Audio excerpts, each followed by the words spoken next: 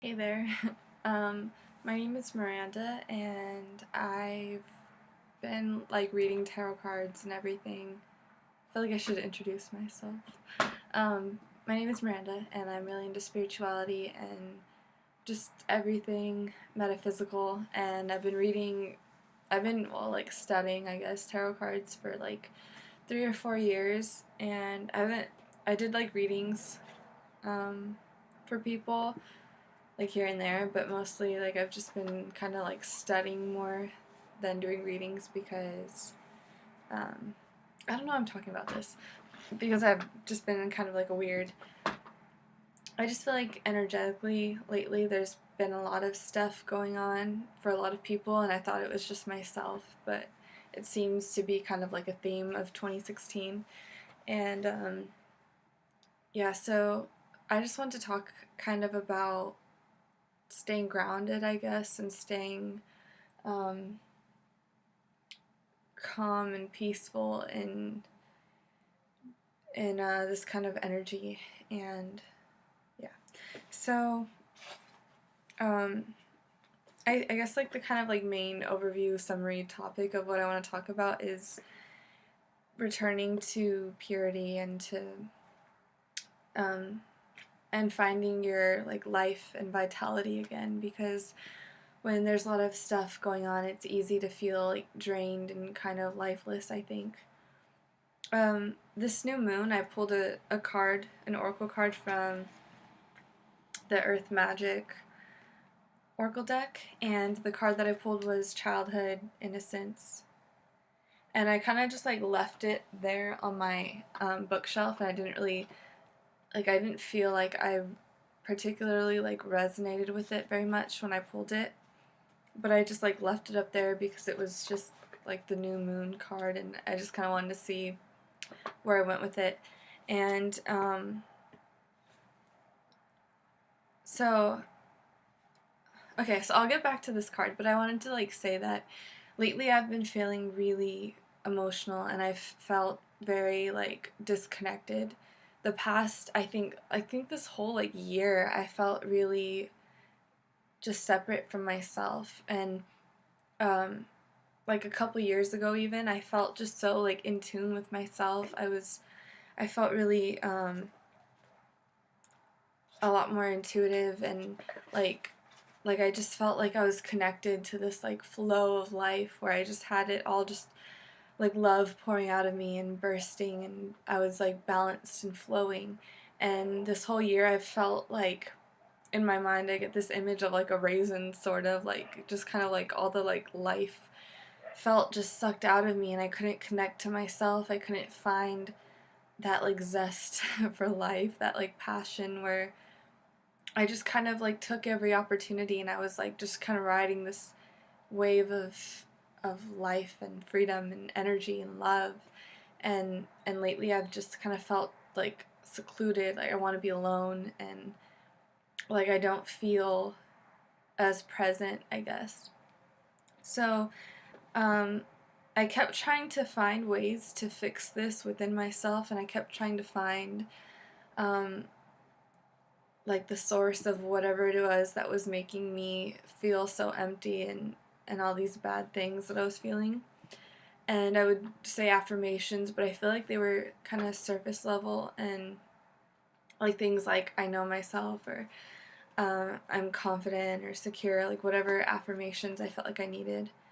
And I was working a lot with my throat chakra, which I feel did need help and still does. When I talk, I feel kind of out of breath and coarse. But the other day, okay, so I have this tattoo on my arm, and if you know Sanskrit, I don't know if that's wrong or not, because I got it when I was 18, but and I got it off the internet, not the mantra, but the Sanskrit, whatever. And I don't really care anymore because I don't speak the language. So to me, it's kind of more of a symbol anyway. I hope to learn it one day because I think it's a really cool language. But I just kind of like that it means something to me, and that people don't.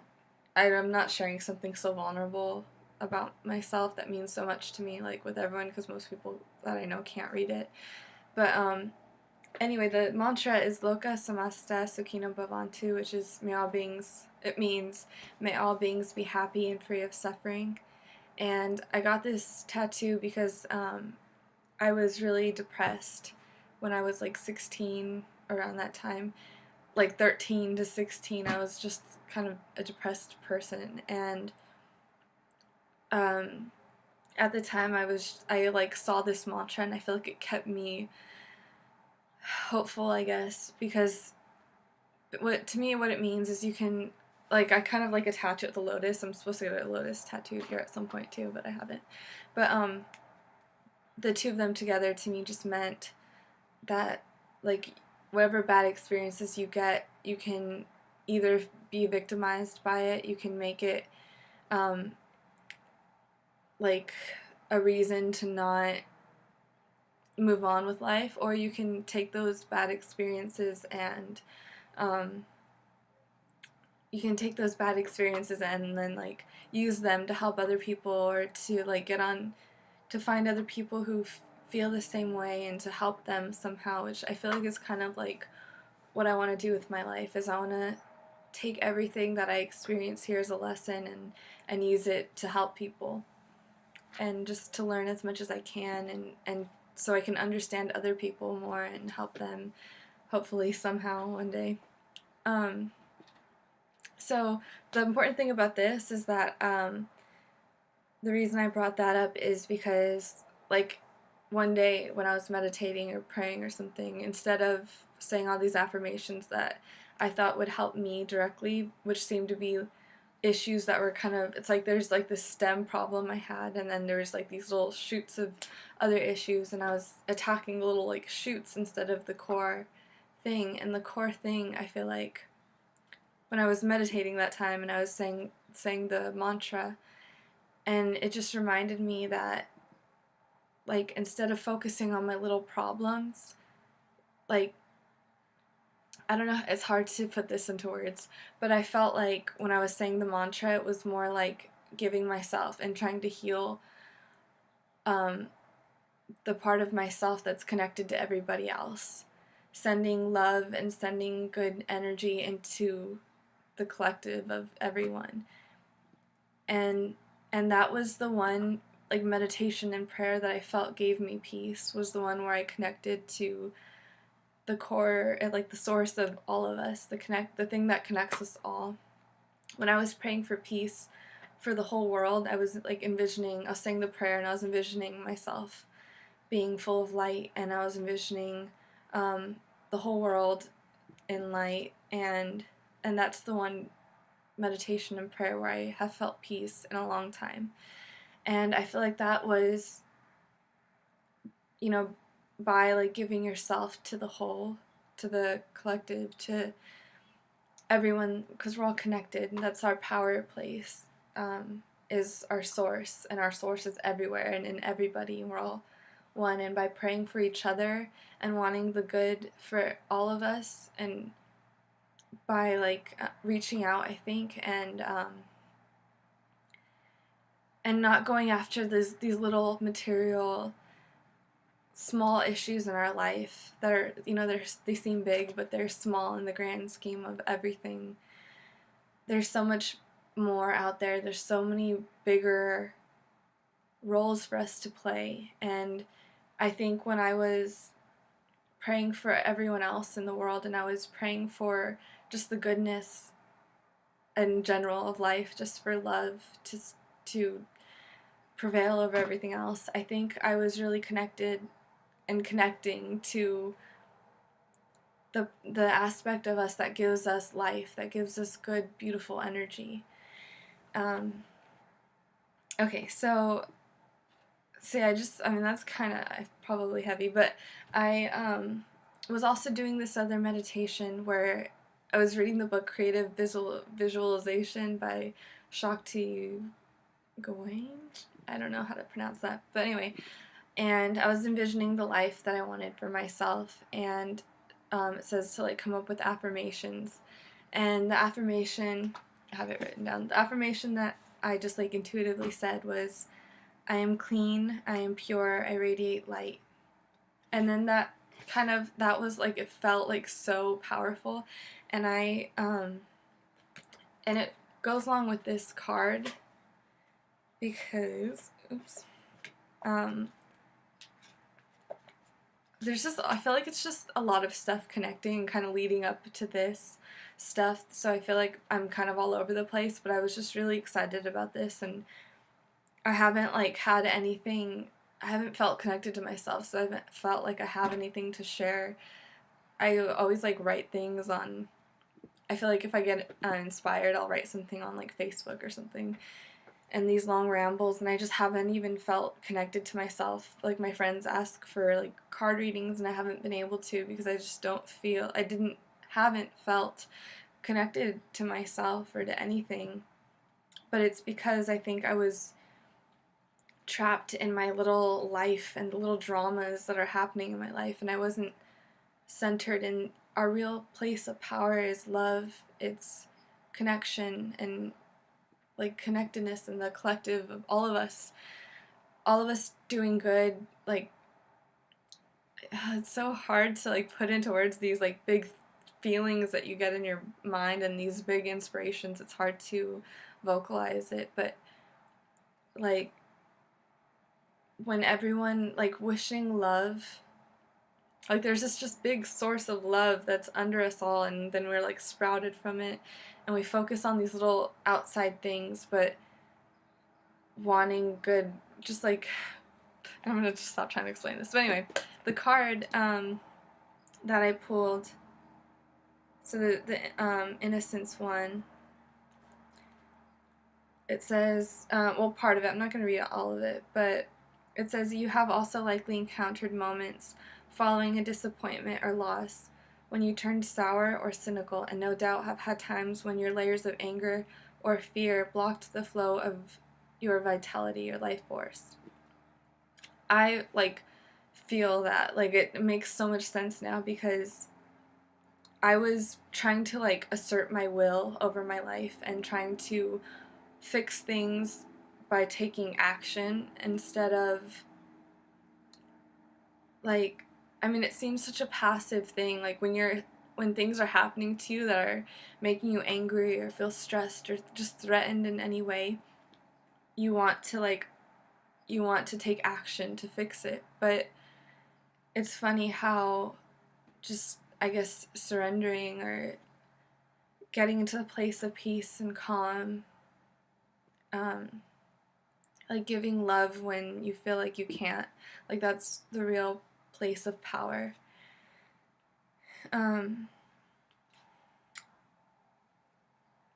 It's okay, so I'll read the rest of this paragraph. Yet, in spite of all this, there is a core of innocence that you can reawaken by releasing any shame that has covered over the truth of who you are. And the last part, oh, okay. Take any opportunity to heal this shame and let it go so you can revisit that state of purity. Doing so helps you see every moment with fresh eyes and removes the filters that inhibit your light and love from coming forth. You truly, this is the part I loved so much. You truly are a child of God, so allow yourself to be that. That meant a lot to me because I have a level 2 Reiki certification, but I haven't done it lately. But I did Reiki on somebody once, and there was a part where I was holding like the bottom of their feet and kind of like this, which like seems kind of funny, but like doing the Reiki on the bottoms of their feet, and like I would get like affirmations, kind of like I'm praying for the person while I was doing it, and like intuitively one of the affirmations was, you are a child of God.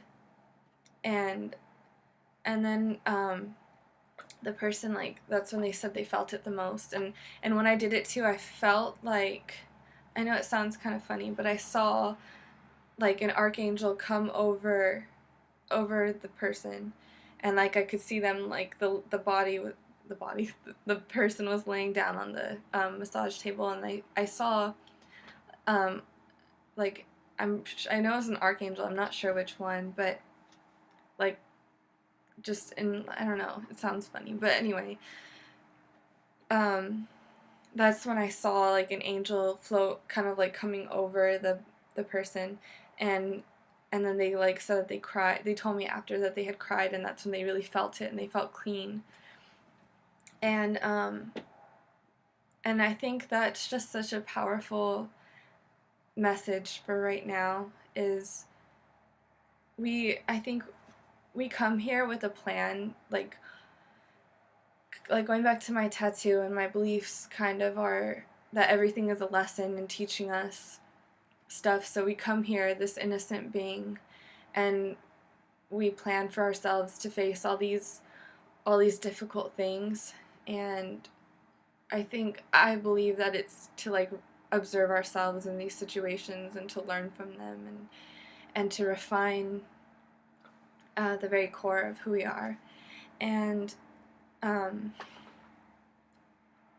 I think we start to see ourselves when we see ourselves as separate from other people, or separate from just the collective of everybody and everything, then we start to take what happens in our life and we own it, and we think it's ours, and we think that's who we are, and the bad things in our life is a reflection of us, and we take everything personally, and we make it so egotistical, and all of it kind of, like, bags onto us.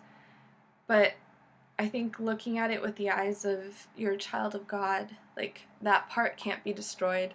Our source, what we come from, the love that we come from, that can't be destroyed. And it's just freeing to know that whatever happened in life, it was meant to happen, the good and the bad. All of it is here to teach us and to make us become closer to love. It's not here to destroy us. It's not a reflection of who we really are deep down inside. Who we really are deep down inside is love and innocence and purity. And we are clean. We are children of whatever you believe in is the source. We are all made of this. We're all humans. We're all made. Whatever you call your God, we're all the same. And yeah, I just wanted to share that because I haven't really felt, in a long time, I haven't felt really inspired or touched by anything the way this, like, message and all of it together has, like, really struck me, and I wanted to share it because I feel like a lot of people take on their issues and they think it's a reflection of them. They make it their story, but it's not. It's these things that are here setting us up for a learning experience. They're not us. We are love. That's all we really, really deep down are, and we're innocent and pure, and yeah, everything else is just a learning experience. And yeah, okay, I'm just rambling now. So yeah, if you watched all this, thank you. Have a beautiful, wonderful day or night wherever you are. Bye.